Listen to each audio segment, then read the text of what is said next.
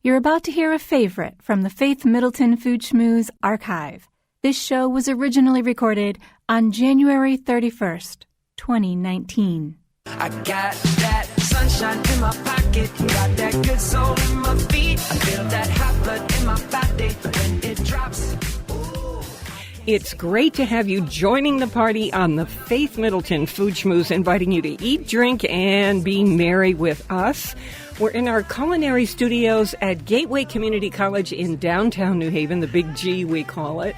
We have the use of 5 culinary education program kitchens that are staffed with everything you can imagine. Okay, here's what's coming up on the show before I introduce my treasured food buddies. We're going to talk about how to do fried oysters if you're gluten-free. So these work for everybody, whether you're gluten-free or not, but maybe a little less flour. Sometimes I wonder why we have flour at all. We want to get your take on where the best burgers are. And then our special guest is one of the most talented chefs I know in Connecticut. His name is Franco Camacho. You will know his name from Shell and Bones, from Geronimo in New Haven and Fairfield County, and from many restaurants before that, not only here but around the world. Okay, people, these are my buddies, my treasured food buddies, senior contributors Chris Prosperi and Mark Raymond. And Franco, as I mentioned, Robin Doyen-Aiken is the senior producer, and honestly, I don't even know if there's a better producer out there. She's so incredible. Hey, everybody. Hey. How we doing? Thank you. You're Hola. so welcome. Hola. So before we get going, Franco, it's so nice to have you back again. Pleasure to have you with you guys. Oh, thank you for the food you just cooked for us from all the restaurants. It was so astonishing. So we're going to talk to you about, I'm a little proud of my guacamole. This man, I don't know what he does to it, but I'm going to try and find out because it's so much better than mine. And then we're going to talk about all those other things that I mentioned. Also, I want to know from the chefs here, Chris and Franco and Mark, you had a restaurant. What makes a good waiter or waitress or waitron, as I like to say? What makes that person good, number one? And number two, what can we as customers say that will give us a key to truly what is the best on the menu? Now, I know there's a technique called upselling where they kind of nudge you in the direction of buying something that's one of the higher priced items on the menu.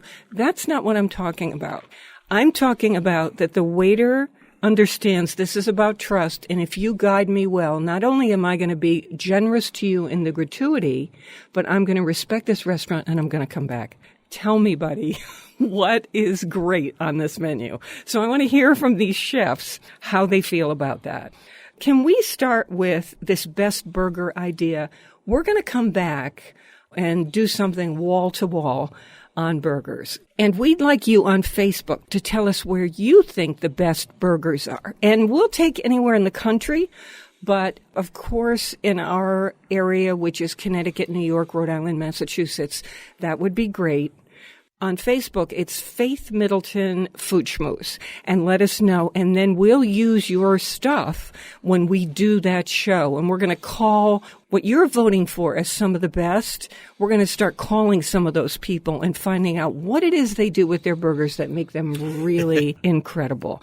I, for instance, have an email from someone who's in Jupiter, Florida, who said Michael Jordan's restaurant in Jupiter, Florida has the best burger on the planet.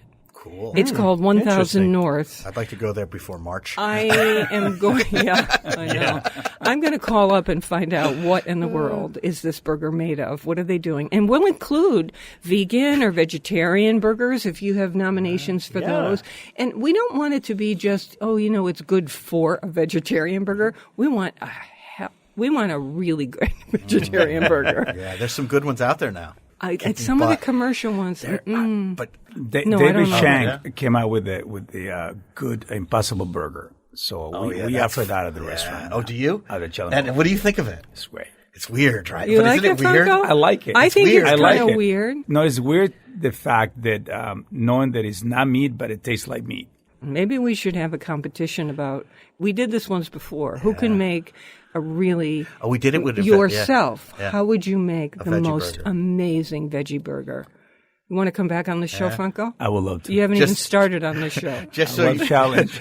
just so you know, she won last time. But I paid it was, them. It was I the paid them for it was some- the combination, if I remember please. right. All right. So when I'm home and I am constantly trying things, experimenting, making things for the show, this goes on every single day. Some of them get dumped out, and some I'll eat for dinner and think, oh, that's just okay. And some I'll think, this really works. I got on this thing. How would I make fried oysters that were really good? Because, Franco, I went to the Norwalk Oyster Festival. There was a booth, and the man was making butter in a pan, took the fresh oysters, and just put them in the pan with butter and fried them and then handed them to you on a platter. It was the most delicious fried oyster I've ever had. There was no flour. There was no anything. But it had a kind of a slight crust on it because of the butter, I guess. I don't know. It was so delicate and gorgeous. Well, the butter, if it's whole, is a milk solids in there that creates that burnt milk crust in there. Yeah. I most certainly is that. The other way that I do them in Shell and Bones would be a cornmeal, a little bit of cornstarch, and I soak the oysters in buttermilk. Yeah. Gives it a Very little well, tang. and it gets the best crust you can believe. So it. you make a mixture at Shell and Bones in New Haven. You make a mixture of cornmeal. But it's not wheat in there, it's just corn. Okay, corn flour, let's say. Let's say polenta. How's that? Yeah. Okay. Yeah. And then you soak the oysters And buttermilk. in buttermilk for how long? You just throw them in there, coat them with it, and then dust them into the And that's cornstarch. and cornmeal. And what does the cornstarch do in this thing that's different from what the cornmeal does? Lightens it up. Because I think if you just use cornmeal, it gets too... It's too thick. Yeah, too thick. Too thick. Too Yeah, chunky, exactly. Yeah, exactly. right? Don't you think? too crunchy. So then you fry them until they're a little golden? 10 to 15 seconds. That's it. Wow, okay. So they're still soft. You don't want and them. that's gluten-free. It's gluten-free. Of course, if your oil is never has touched flour or anything like that, it will be gluten-free. My recommendation will be clarified butter, like I was talking to you a while ago.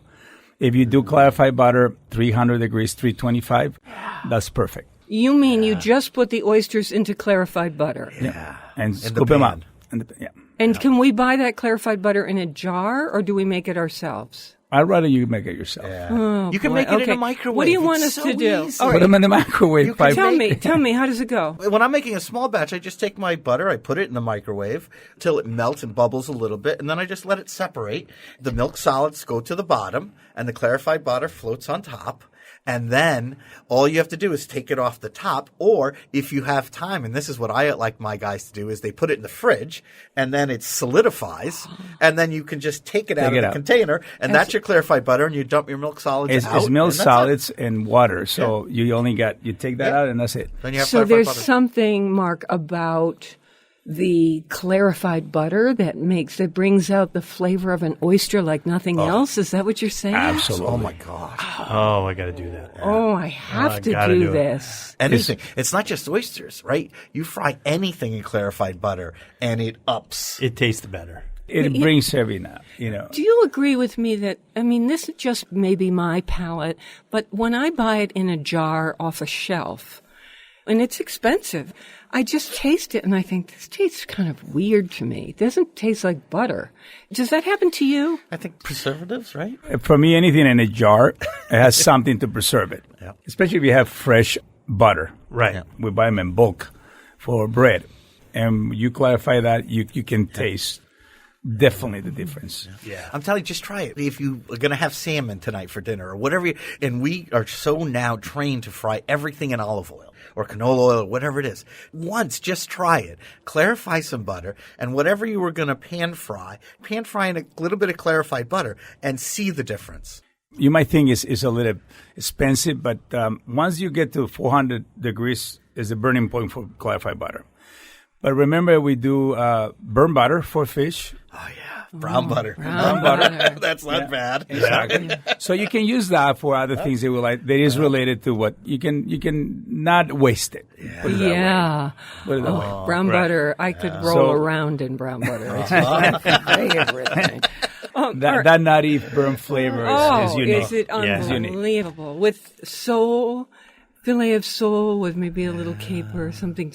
Lemon segments. Yes. Franco and I were talking. When we first started cooking, not that long ago, we cooked everything in clarified butter. A couple of years ago. Yeah, a couple years ago. But there was nothing. There was no oil in our kitchen except to make salad. Yeah, I remember back in the day, and I'm gonna put a place people in the Hartford area know. Yeah. Brown Thompson's. Yeah. Every station had clarified butter. Yeah, right. I mean, that was just what Every you cooked with. station had clarified butter. Every station. Okay, how about, I'm going to say, now he said the name of a place that I grew up with in downtown Hartford, Brown Thompson's. Yeah. You know, there's a lot There of was a couple people of them, of a right? certain There were age 3. who are saying, what are you talking about? So there was this big department store in downtown Hartford, and it was wonderful.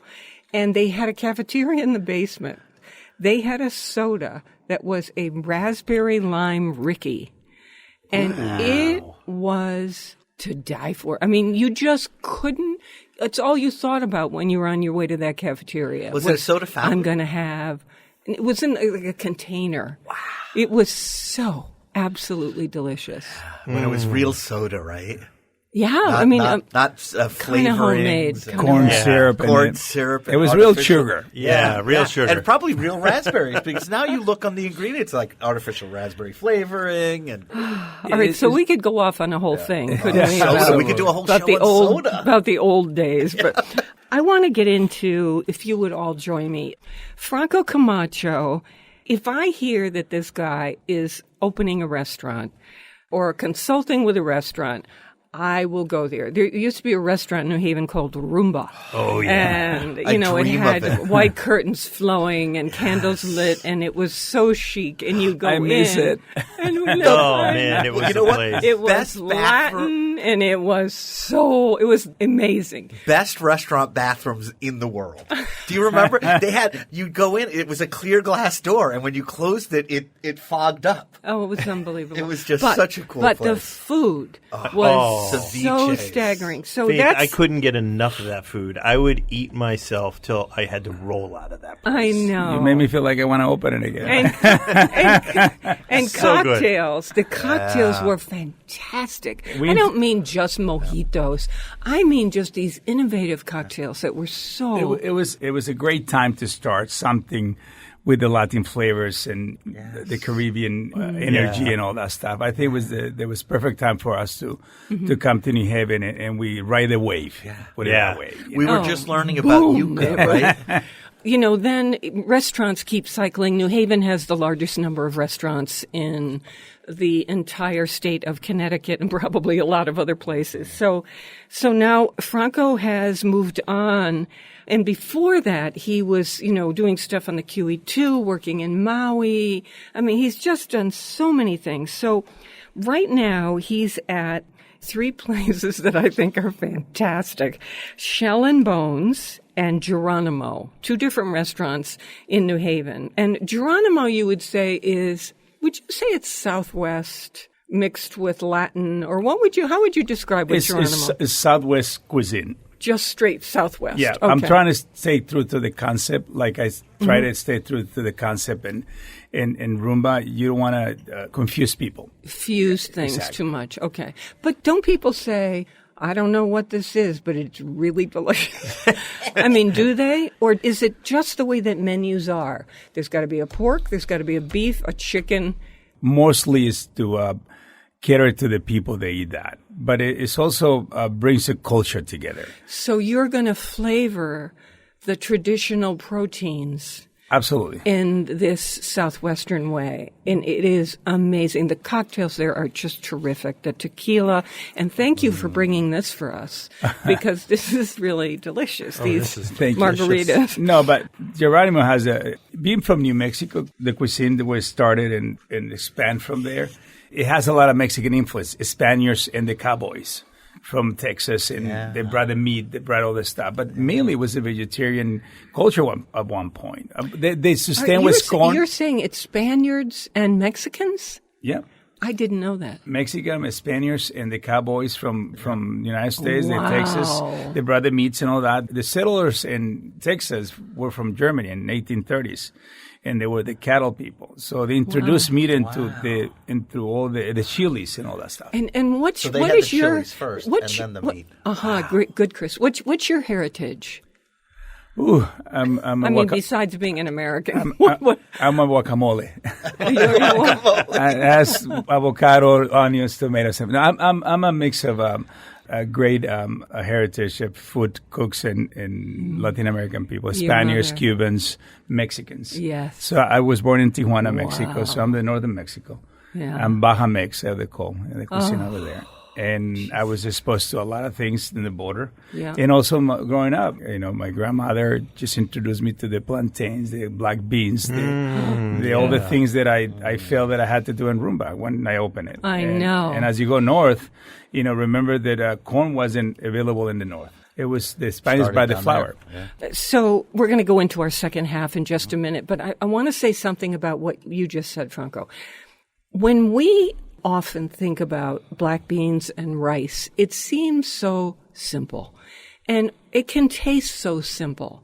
But when I have your food, when you do black beans, or you do tacos, and we'll get into this, there's something about it where I think, wow, is this what Latin or Mexican food is all about? Because I've never had black beans like this.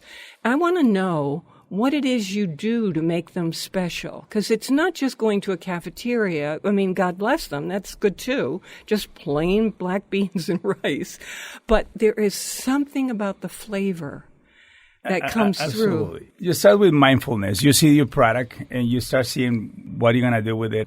You don't throw things in there. You layer flavors.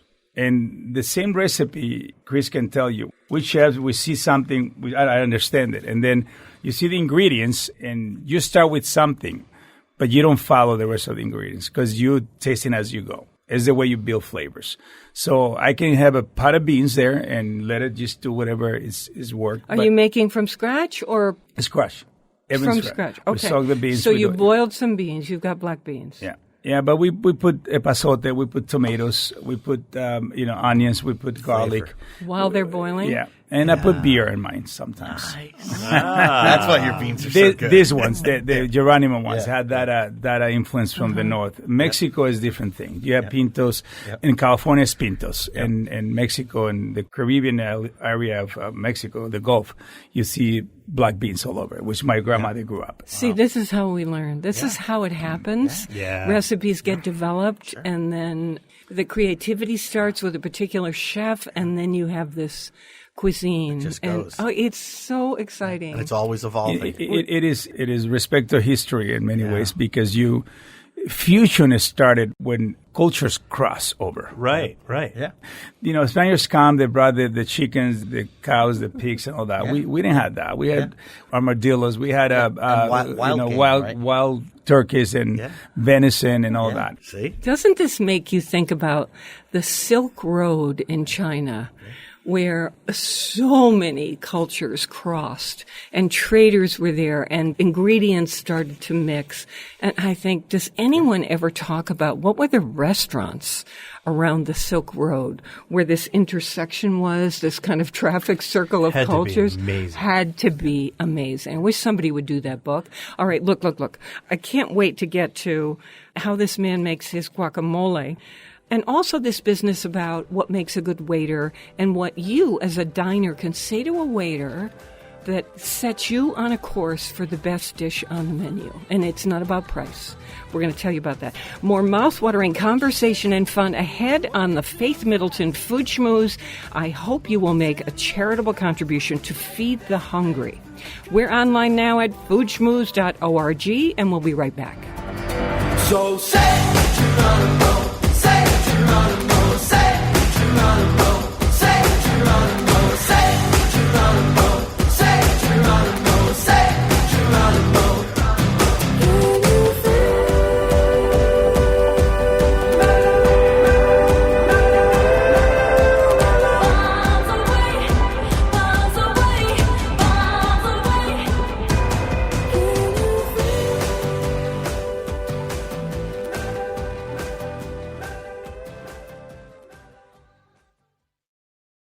You're listening to a rebroadcast of the Faith Middleton Food Schmooze. This show was originally recorded on January 31st, 2019.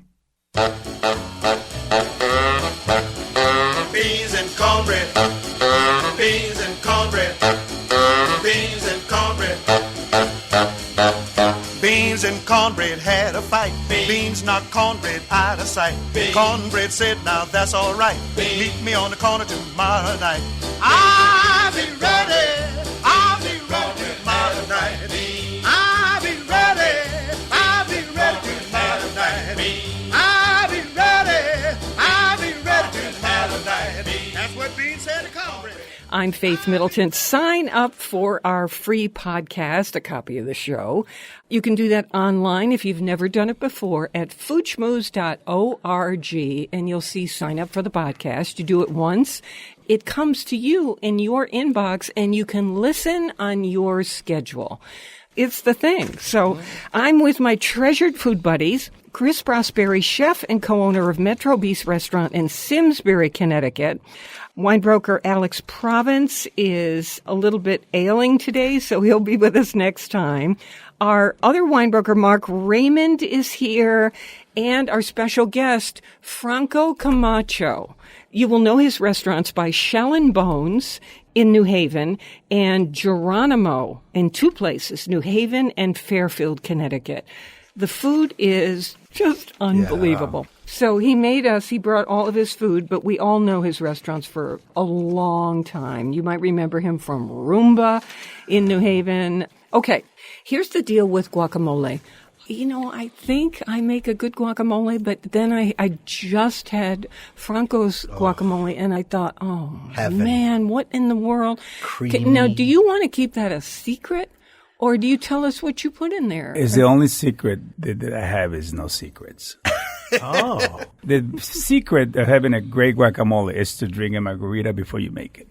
Why didn't you gotta loose up and open? Your mind opens up, and everything. The inspirational margarita. You need to have it. I didn't think of it. I did with not the think ingredients. of it. The key ingredient here: you start with the good avocado. If your avocado is not perfectly ripe, you're not gonna have a good guacamole. And I think we pick ones that are too soft. Absolutely.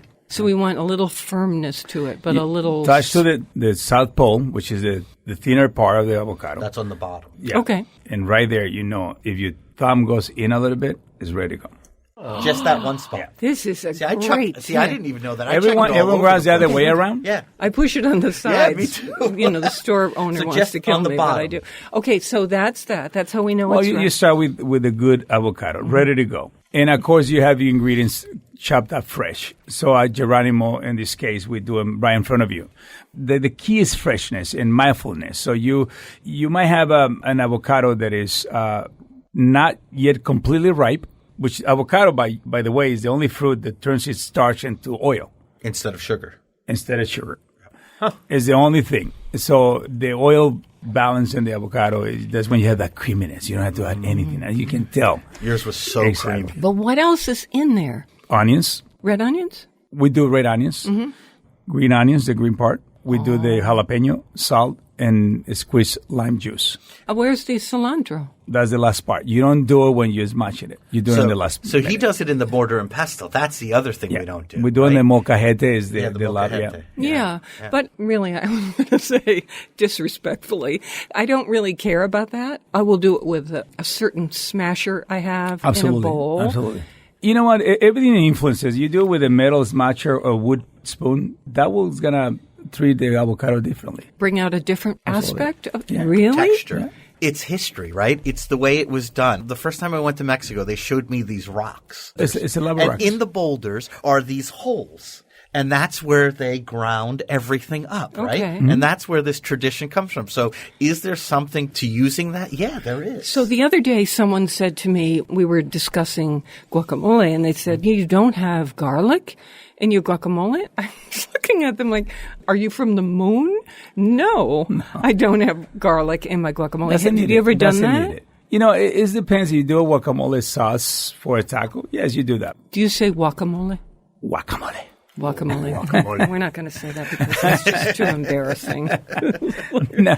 Okay. But you know what I'm saying? You have to be in the balance of the ingredients. You don't want too much onions. You don't want to get the water, the tomatoes too much. Depends how many people you're doing. So your other restaurant that you're in charge of, Shell and Bones in New Haven, the other one, Geronimo, is Southwestern. How would you describe Shell and Bones? Shell and Bones is a seafood steak restaurant with the New England twist. We're trying to get as much local native fish that doesn't travel too much, that is right here in the Atlantic.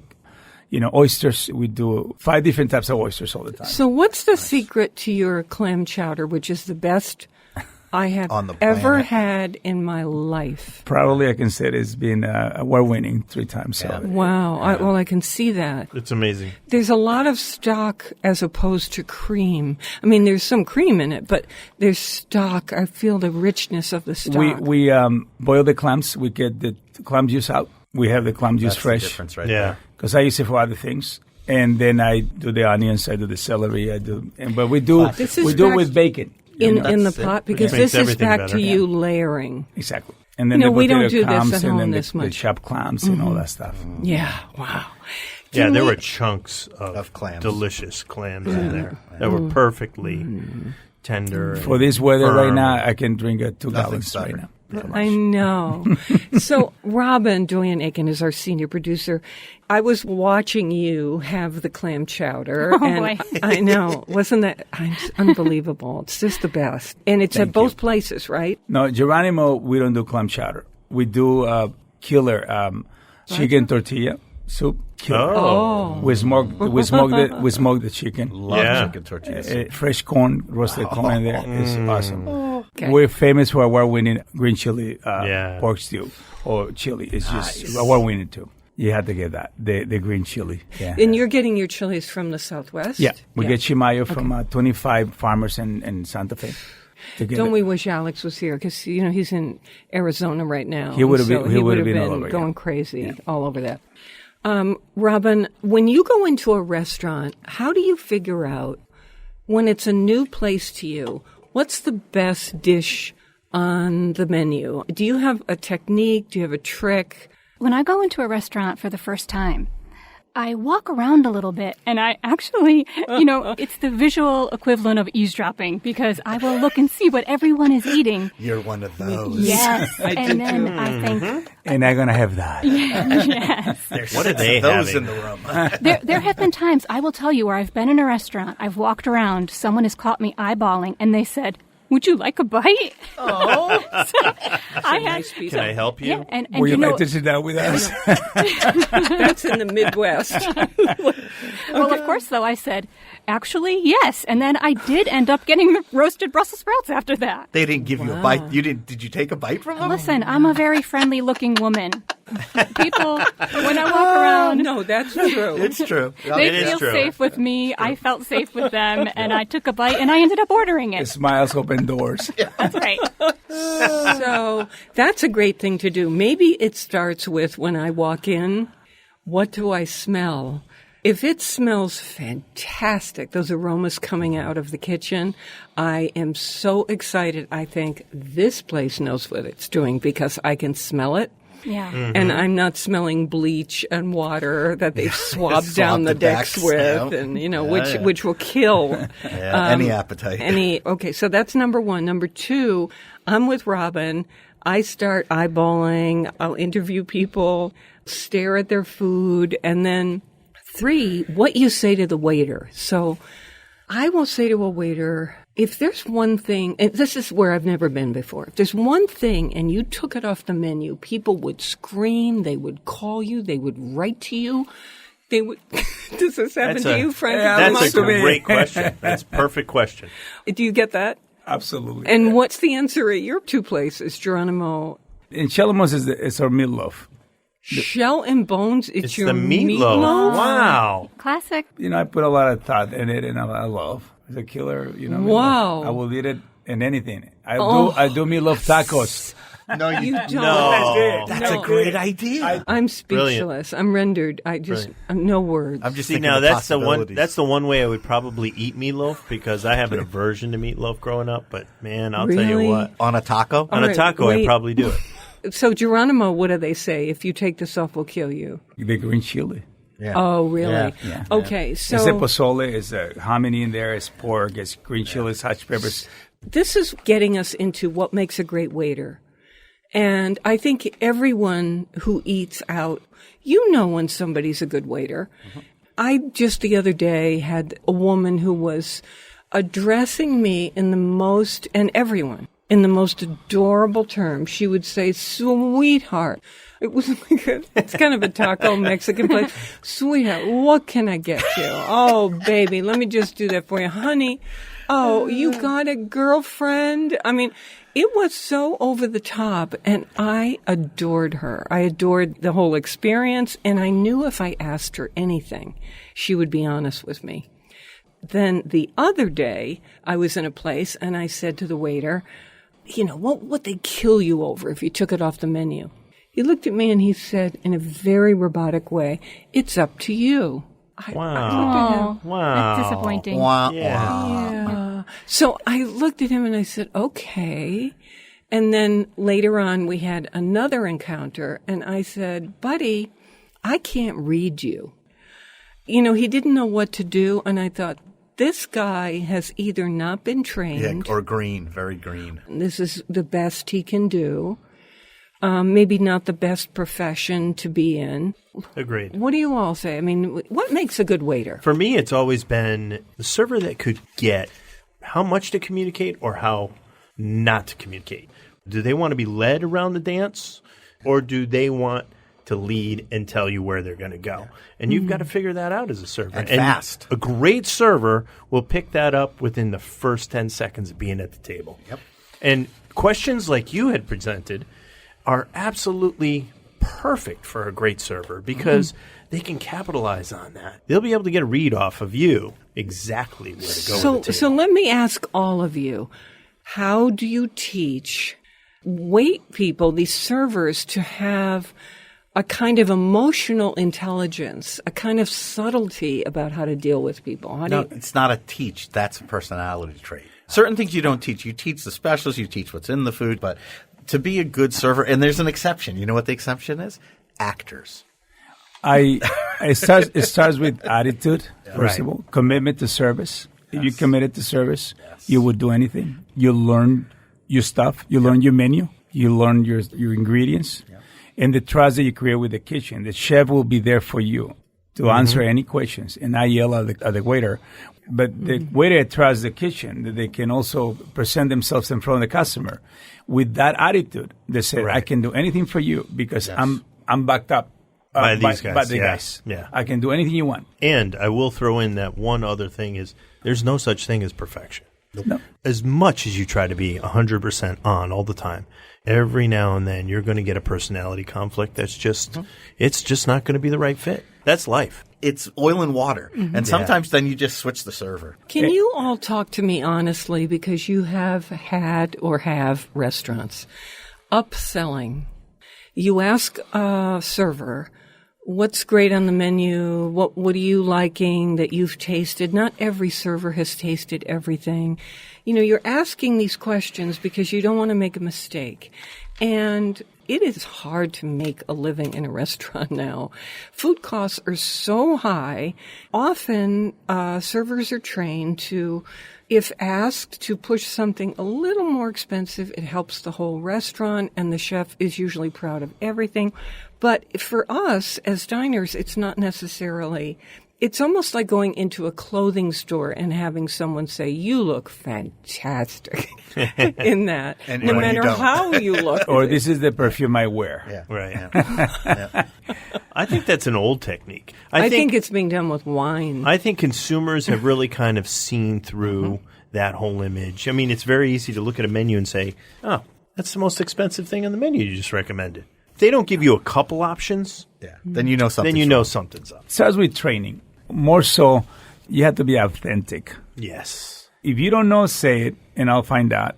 But Doesn't matter how they're treating you, how they're calling you, or the adjectives they're using to buy anything. The knowledge will create that bridge of, and then I'll leave it to you. I have all these options, and they're all great, but I'll tell you which one, and then you I think I'm going to have Give to. them choices. All right. We have so much more to talk with you about. Our special guest is Arturo Franco Camacho, and he is executive chef of Shell and Bones in New Haven and also Geronimo in New Haven and Fairfield, Connecticut. We love the local, and we ask you to support your local food growers and food makers. You can get the podcast by going to foodschmooze.org, and we'll be right back with another segment. Don't go away. And the way she looked at me, man, I could clearly see that it wouldn't be very long.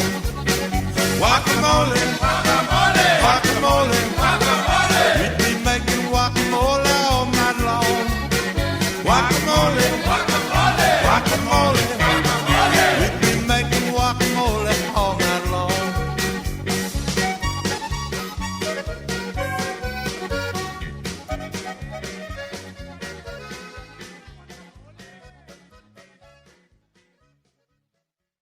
You're listening to a rebroadcast of the Faith Middleton Food Schmooze. This show was originally recorded on January 31st, 2019.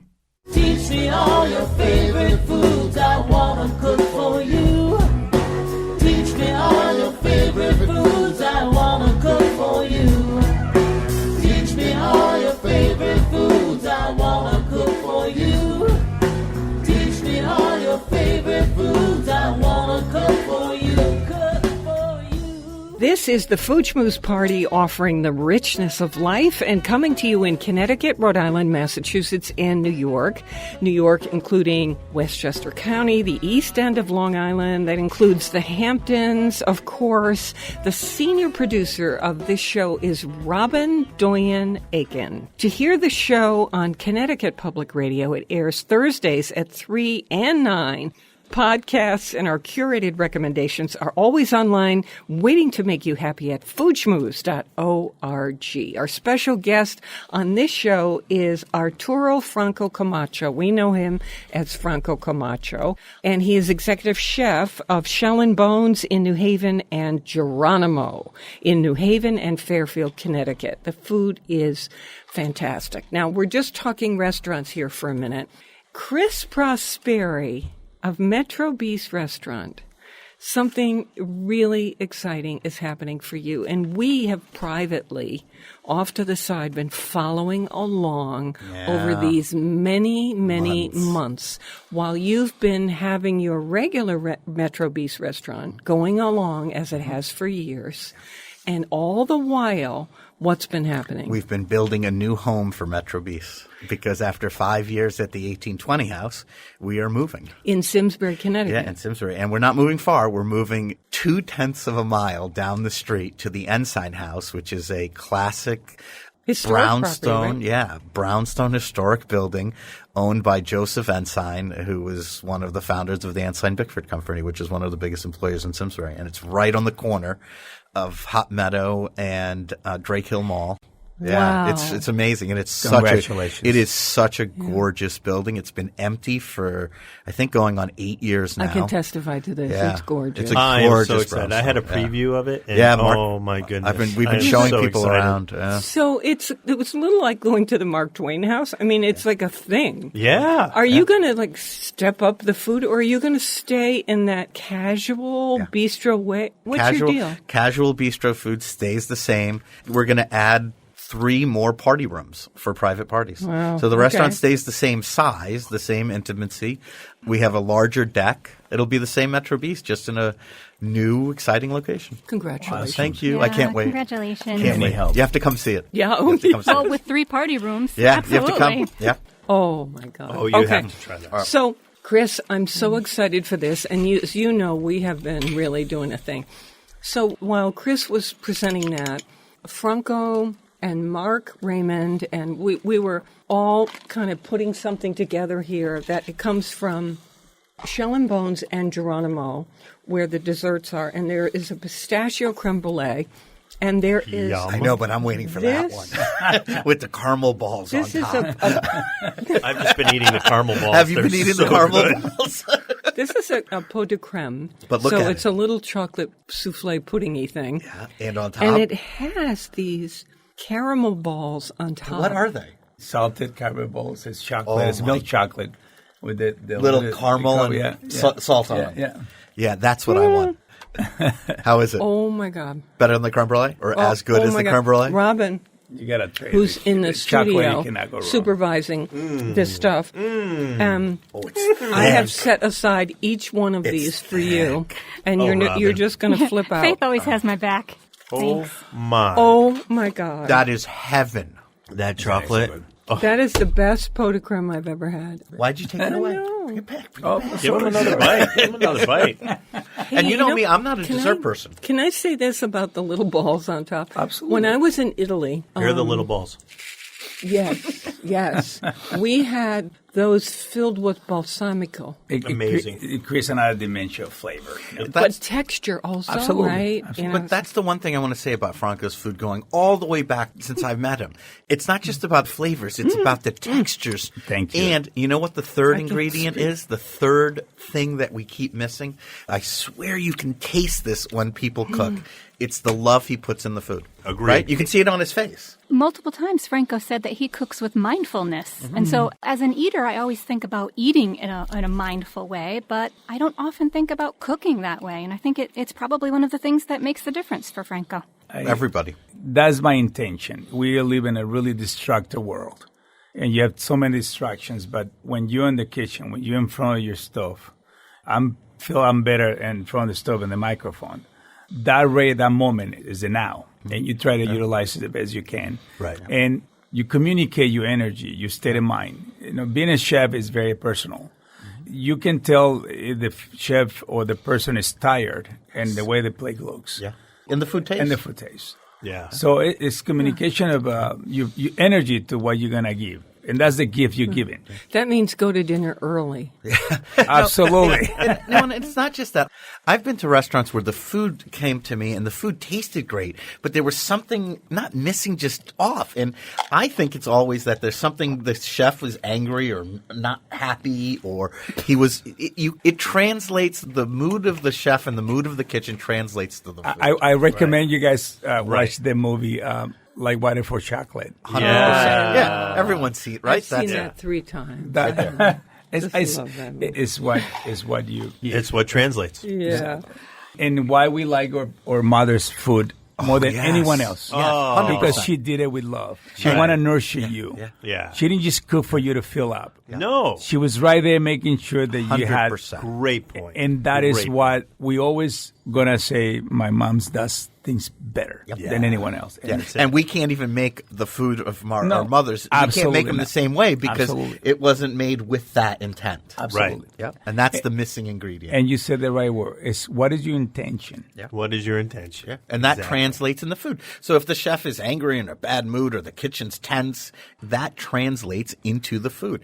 I know that sounds kind of like hippie-ish, trippy kind of thing, but it really does. Oh, it does. And that's There's a why. connection. And going back to the waiter or the waitress, if the kitchen is yelling, circus back there. Yeah, out of balance. Exactly. It does. It translates into the front of the house too. Absolutely. You can go into some kitchens and there's a rule or an ethic of silence. And so they're all working in silence. I don't know if that's any better. I don't know. I think the communication has to be there. It's more so is the again mindfulness. We're in service. We're gonna cook for people. Get ready. I only want to heard yes, chef, or we chef. Yeah. That's it.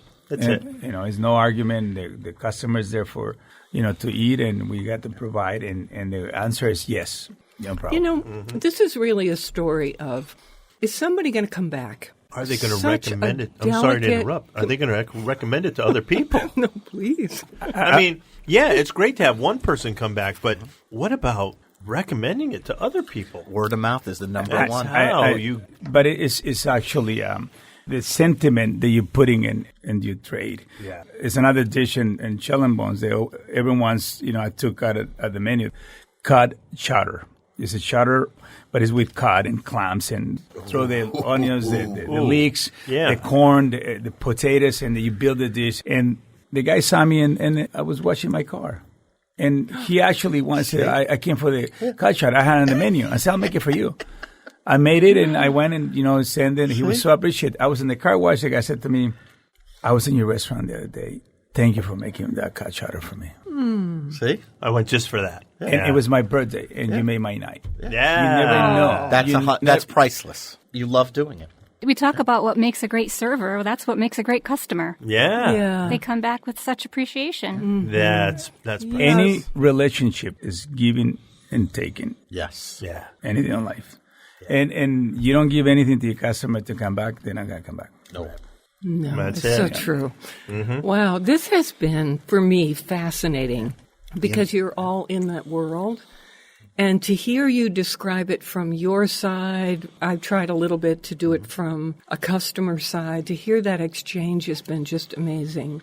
It is not easy, but in the moment of the rush, when you extend yourself for someone, it's no sacrifice. No. It's a gift that you're giving. Yeah. And it puts you in a place in your mind, in yourself, that is indescribable. Well, wait a minute. How do you see it as a gift if you don't know? You can't see my face. You're in that place by yourself and with your crew. How does that gift giving happen? Experience give you intuition. And you got to trust that. When I walk in the room, I know who's not having a good time in the food. Sometimes I go out there and I hope you enjoy your meal. And someone said to me once, what about if I tell you not? That's why I'm here. I was just kidding. But when you get out of the kitchen, it could be good or bad. Right. But you got to be ready to respond. receive or to receive criticism because, it's very personal. Yeah. This is like anybody making something, whether it is a painting, a sculpture, a piece of music. Yes. Yeah. There's going to be a Personal. reaction. It's personal, what you've extended as a kind of gift and expression.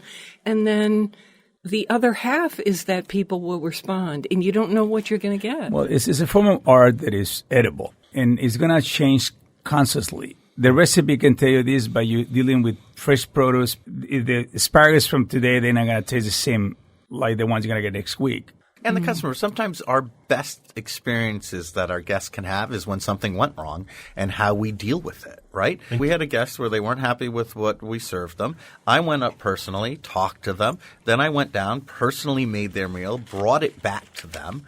And that couple became one of our best customers because of that moment. The more scenarios where you have a problem with someone and you own it and you try to fix it, they can become the best relationships you ever had in your life. Yeah. So let's say you encounter someone in the dining room who says, I'm not happy. I would say that you invited them humbly to come back and give you another opportunity. Let them know that they're welcome back, and I'll personally take care of your table. How do you folks not take this personally? It's a maturity that you have about understanding what you're doing and a humility of understanding that you're in a business not just to serve people, but to give people an experience. And so knowing that there's no perfection and just recognizing that from the get-go, then you take the next steps and say, okay, before this person leaves, we need to do whatever we can to get this person back. Authentically, It's the challenge. Not saying, well, I'll give you a gift card. No, I really want you to come back, and I'll personally take care of you. Right. They will come back. There was I not know like... you both do that. Yeah. And saving the situation, to me, makes it even better. Yeah. Right? But remember, the meal tastes better because the company you are with. Yes, Right. That influences a lot. Yeah. So we have to bring guests for them. Bring people you Absolutely. Eat with people you love. I am going to bring And then George it all Clooney, comes together. And you're going to have the best You time. are going to love that. Oh, my God, it's going to be unbelievable. You can invite me. Thank you, Franco Camacho. We are on Connecticut Public Radio, Thursdays at 3 and 9 p.m., and never eat more than you can lift. In New Haven, I'm Faith Middleton.